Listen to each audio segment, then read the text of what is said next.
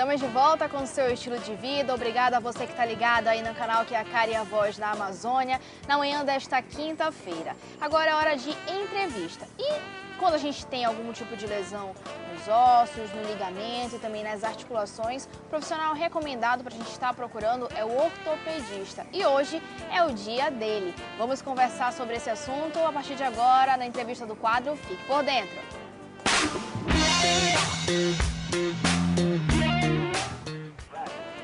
Para falar sobre esse assunto, nós convidamos o ortopedista Marcelo Loquete, que já está aqui ao meu lado. Então, Marcelo, muito bom dia, seja bem-vindo ao Estilo de Vida. Bom dia, Denise, bom dia, telespectadores. Um prazer estar hoje aqui nesse dia tão especial para nós, né, ortopedistas, que acompanhamos diariamente aí milhares de problemas e queixas da população. Parabéns de toda a equipe do Estilo de Vida, viu, por esse dia. Para a gente começar, doutor, gostaria que você falasse sobre qual que é a situação que o médico ortopedista ele está interagindo aí com os pacientes, em que casos? Bom, a ortopedia, ela na verdade não é só ortopedia, ela recebe dois nomes, ortopedia e traumatologia.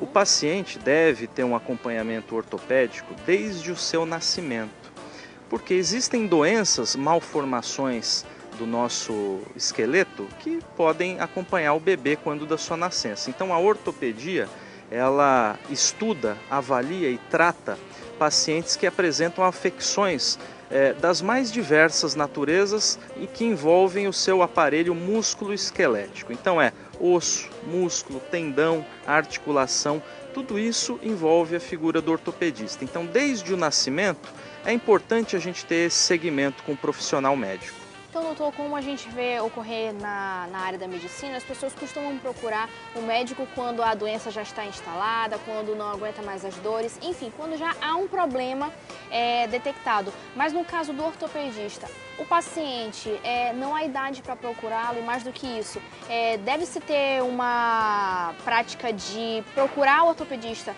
preventivamente antes que haja uma doença? Com certeza, isso chama-se prevenção.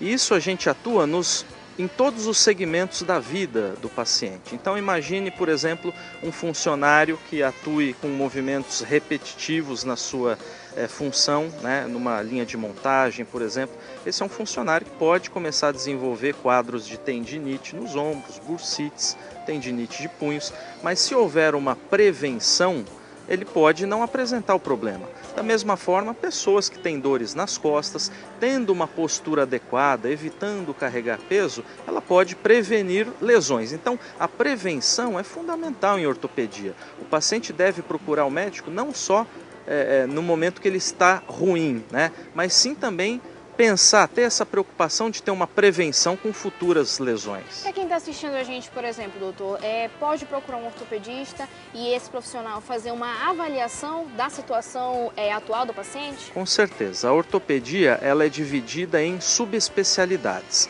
Então, temos o ortopedista especialista em ombro, coluna, mão, pé, quadril, o ortopedista geral, que tem uma visão geral. Então, ele pode, de acordo com a sua lesão ou sua ocupação, já ir direcionado para algum profissional desse que eu citei. Ele reflete sobre o dia a dia dele, o que ele costuma utilizar mais, os braços, as pernas, o joelho, enfim, e aí procura esse médico mais especialista, não é mesmo?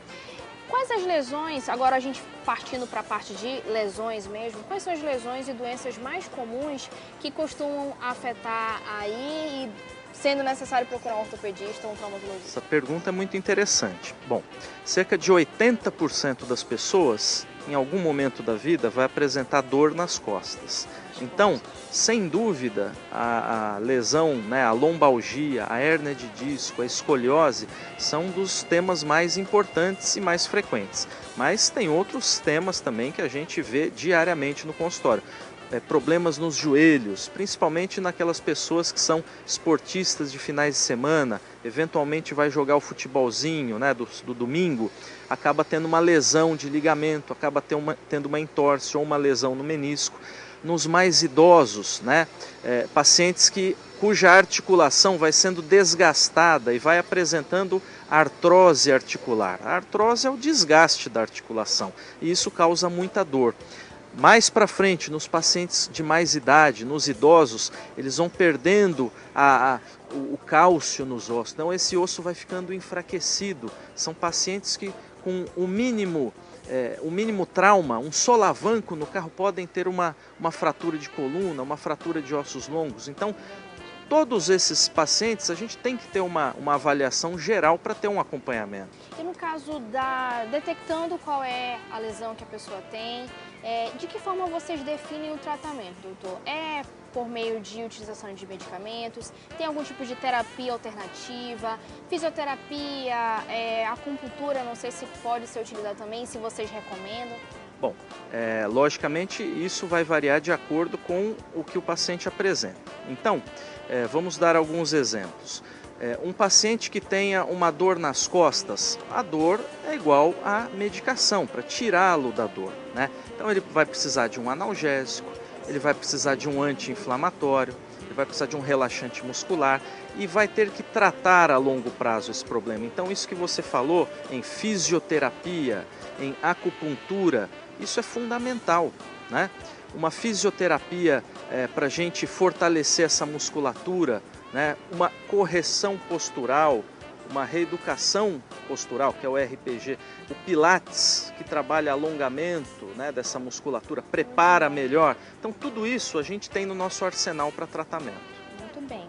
E no caso da utilização de medicamentos, doutor, os medicamentos que vocês costumam utilizar, eles causam algum tipo de problema para o paciente? Porque a gente vê que para recuperar, por exemplo, um ligamento ou então uma articulação que teve alguma lesão, você dificilmente tem como deixar o paciente imóvel ali, muitas vezes eles não obedecem à recomendação médica, então você trabalha muito nessa parceria de médico e paciente. Eu gostaria que o senhor falasse sobre os efeitos dos medicamentos e sobre essa parceria que é necessária para a recuperação. Isso é uma pergunta muito importante, né? A gente vê muitas vezes o paciente fazendo o auto-uso, né? Ele mesmo, a automedicação.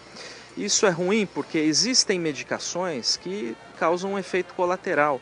Então nós utilizamos muito em ortopedia uma combinação de anti-inflamatório, que o seu uso excessivo prejudica o estômago. Então pacientes que têm gastrite são contraindicados a utilizar anti-inflamatórios. Tem um risco de sangramento no estômago. A pessoa tem um efeito colateral, tem um problema maior do que ela tinha.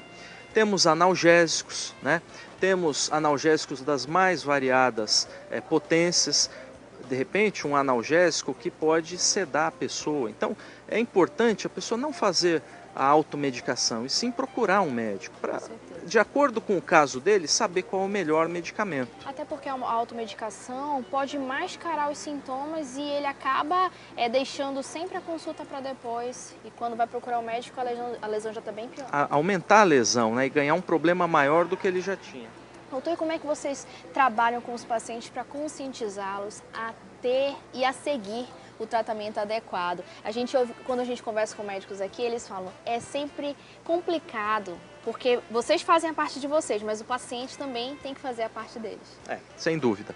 Um tratamento sempre vai exigir pelo menos duas coisas do paciente: disciplina e paciência. Exatamente. Não dá para a pessoa que tem uma lesão querer que no dia seguinte ela volte a jogar o futebol ou faça as atividades que ela fazia normalmente. Tem que ter um tempo para isso cicatrizar, para isso se ler, para essa lesão sumir, diminuir esse processo inflamatório que ela está eventualmente. Então, a disciplina e a paciência andam juntos com o tratamento. Por isso que é tão difícil hoje em dia, todo mundo tem afazeres, né? É difícil o paciente às vezes dedicar 40, 50 minutos do seu tempo para fazer uma fisioterapia, e muitos abandonam e ganham um problema maior no futuro. Por isso é tão importante a conscientização. Muito bem. Doutor, a gente vai para o intervalo comercial. No próximo bloco a gente vai continuar falando ainda mais sobre isso e também falando um pouco sobre a questão dos atletas, que apesar de um ótimo trabalho de condicionamento físico, sofrem muitas lesões. Mas é no próximo bloco e eu espero por você, viu? Continua ligadinho aqui no Estilo de Vida. Até já!